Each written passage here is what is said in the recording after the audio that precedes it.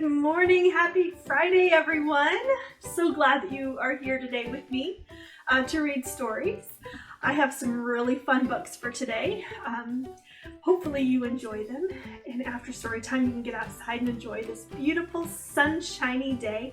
I know that's what I plan to do, and I hope that you do too. All right, our first book today is If You Give a Mouse a Cookie. And this book I'm actually dedicating to my mom. This book is pretty much describes her, and it is by Laura Numeroff. And if you like this book, there's a whole bunch of books written by Laura Numeroff with this same little mouse. And then also there's some with a pig and a moose. There's If You Give a Moose a Muffin. So they're really fun books. But this one is If You Give a Mouse a Cookie. If you give a mouse a cookie, can you see the tiny mouse right there? It's really tiny. He's going to ask for a glass of milk. And when you give him the milk, he'll probably ask for a straw. And when he's finished, he'll ask for a napkin. He's a very polite mouse. He doesn't want a dirty mouth. Then he'll want to look in the mirror to make sure that he doesn't have a milk mustache. When he looks in the mirror, he might notice that his hair needs a trim. So he'll probably ask for a pair of nail scissors. Look at his hair. Can you see it? He has one tiny little hair peeking up at the top of his head. When he's finished giving himself a trim, he'll want a broom to sweep up. And he'll start sweeping. He might get carried away and sweep every room in the house. He may even end up washing all the floors as well. Hi, Christine. I'm glad you're joining me this morning. When he's done, he'll probably want to take a nap. All that hard work of cleaning. You'll have to fix up a little box for him with a blanket and a pillow. He'll crawl in, make himself comfortable, and fluff the pillow a few times. He'll probably ask you to read him a story.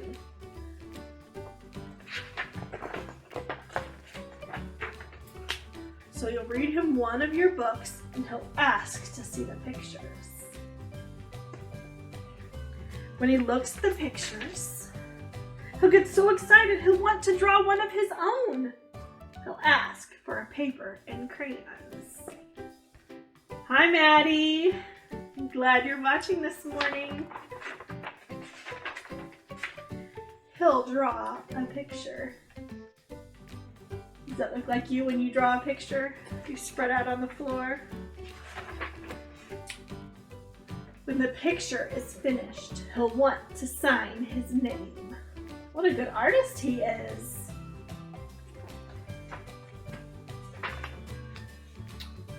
With a pen. He'll want to hang the picture on the refrigerator, which means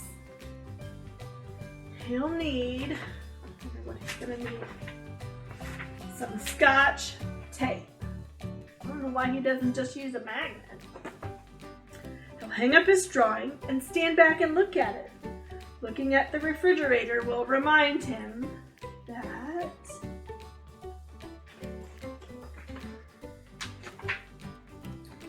he's thirsty.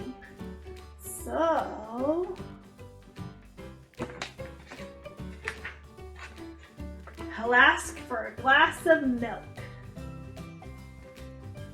And chances are, if he asks for a glass of milk, he's going to want a cookie to go with it. That's such a silly book. All right, our next book is actually one from when I was a little girl. This book is called No Baths for Tabitha. Hi, Dave. Thanks for watching this morning. There was a girl named Tabitha, and she loved to roller skate. Look at her cool skates. but she hated to take baths. Her mother tried everything she knew to get Tabitha to take a bath. Her mother put bubbles in the tub. "No baths," said Tabitha. I think I would want to take a bath in that bubble bath. Her mother put toys in the bathtub. "No baths," said Tabitha. Her mother even put presents in the tub. Guess what Tabitha said? "No baths." Finally, her mother said, "Okay, Tabitha, no baths." Tabitha said, "Hooray, no baths." Every night, Tabitha's friends had to go in and take baths, but not Tabitha.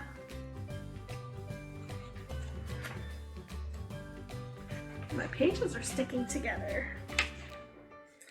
Tabitha stayed outside. She skated up and down the sidewalk. She skated around the block. She skated to the park. After the first week, Tabitha looked in the mirror. She looked different somehow. Something strange was happening. "Hi, Paige." "Tabitha," her mother said, "you look strange. You need a bath." "No bath," said Tabitha, and she went on skating. After the second week, Tabitha looked in the mirror again. "I'm turning green," she said. "You need to take a bath," said her mother. "No baths," said Tabitha, and she went on skating. Hi, Billy. Good morning. After the third week, green stuff was growing all over Tabitha. "You need to take a bath," said her mother. "No baths," said Tabitha, and she went on skating. Look at how gross she's getting. Oh. Finally, a terrible thing happened. Green stuff grew all over Tabitha's skates.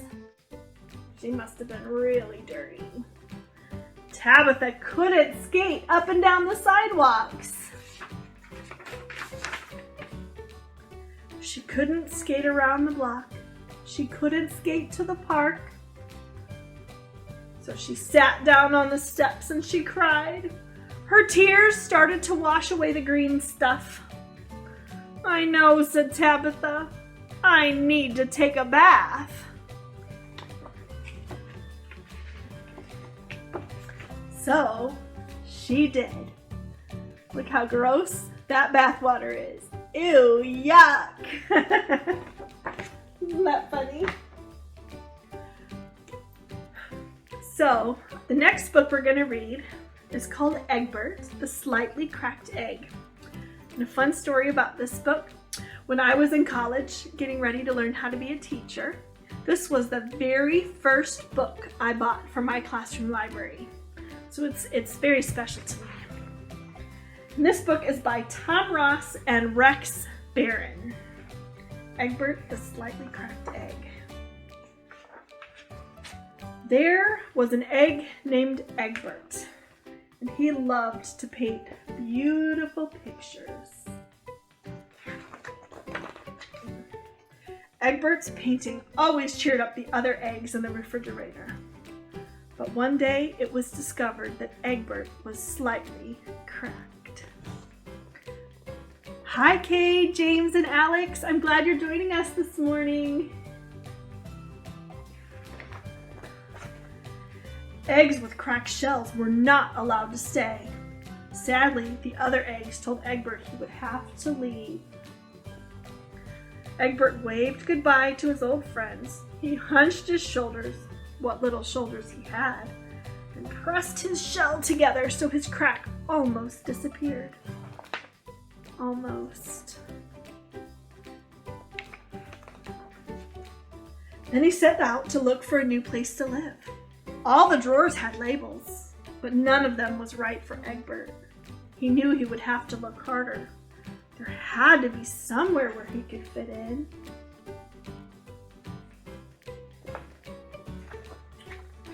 Before long, Egbert came to a spot with a beautiful view. If only I could stay here, he thought. But then he had a great idea. No one had to know he was an egg with a cracked shell. He would paint himself to look like other things around him. He would blend right in. Can you see him hiding right there?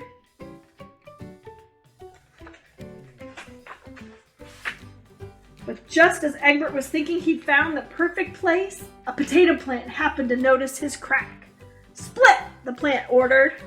Oh, not very nice potato plant. Egbert tried not to be discouraged. "Maybe I'll have better luck outdoors," he said to himself. But the only way down was to jump. Oh man. Luckily, Egbert landed in a soft bed of flowers. He had never seen flowers before, but they smelled even better than butter and lettuce. "Perhaps this is the perfect place for me," he thought. A dab here, splash here. Voila! Egbert was covered with flowers. Can you see him? Right there.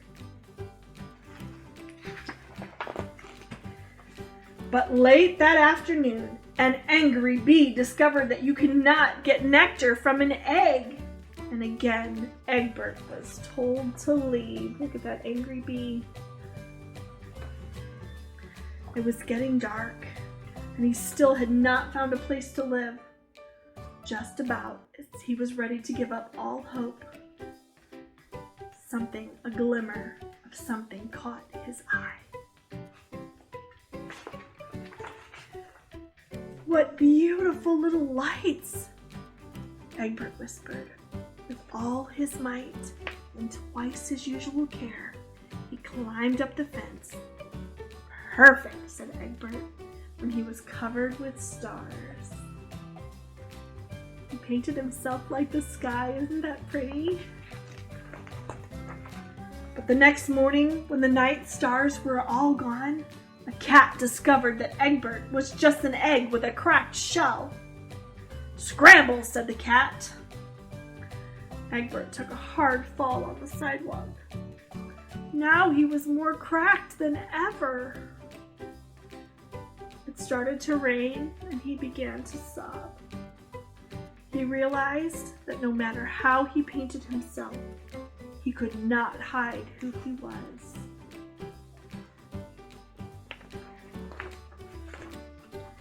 Finally, the rain stopped, and the sun broke through a crack in the clouds.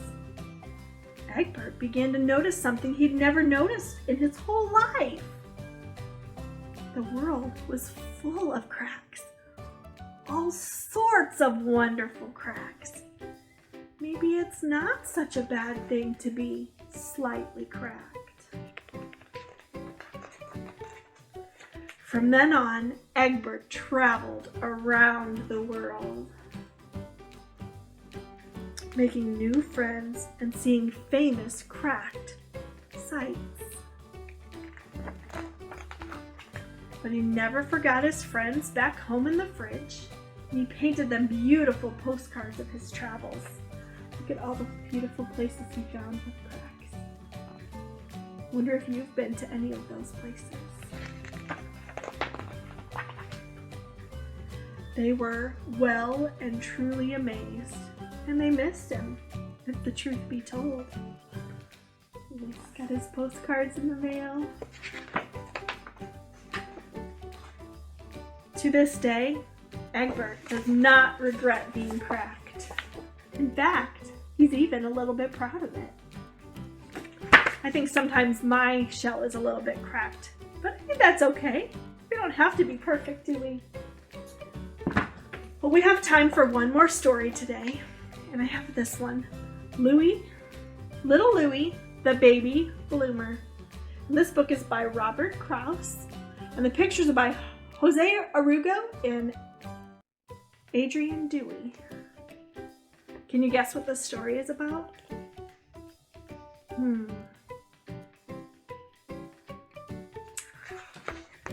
Well, let's find out. Hi, Mom.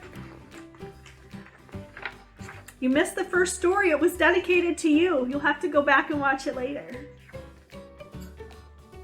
Leo's little brother Louie couldn't do anything right.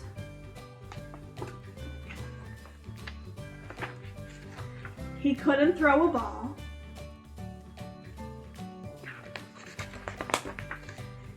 He couldn't pull a wagon. He couldn't rattle his rattle.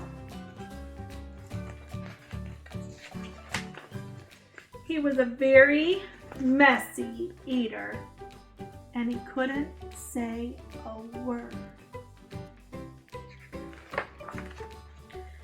Every day Leo played with his friends. Every day he tried to play with little Louie too. What's the matter with little Louie? Asked Plover. Why can't he throw a ball? Asked Elephant. Why can't he pull a wagon? Asked Crocodile. Why can't he rattle his rattle? Asked the Snake. And he can't talk either, said Leo.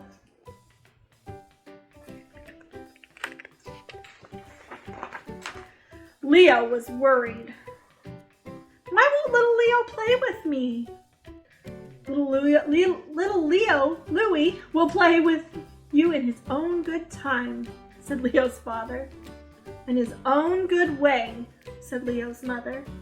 He's just a late bloomer, like you.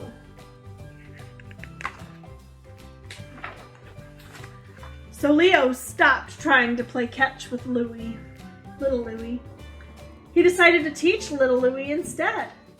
Every day he showed him how to throw a ball.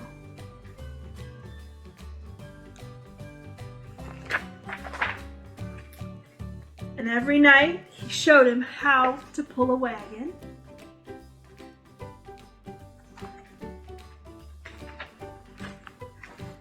He showed little Louie how to rattle his rattle.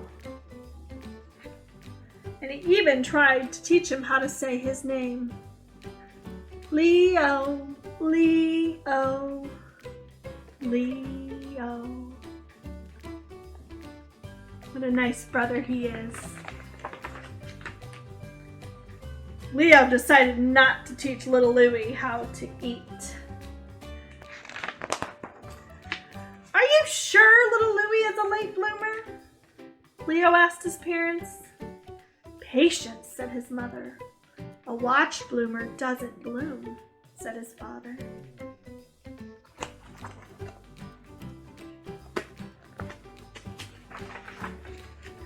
Then, one day, Leo got it. Little Louie had bloomed already. He could throw, he could pull, he could rattle, he could even eat neatly.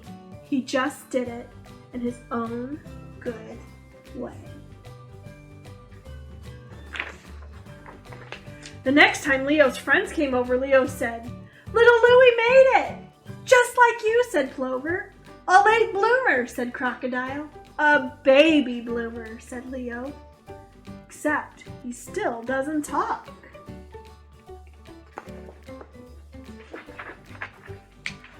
Guess what happened? Leo, said Louie. I love that book. Some of my friends are late bloomers too, and I love them just the same. Well, everyone, thank you so much for joining me today on Storytime. I hope you had a good time.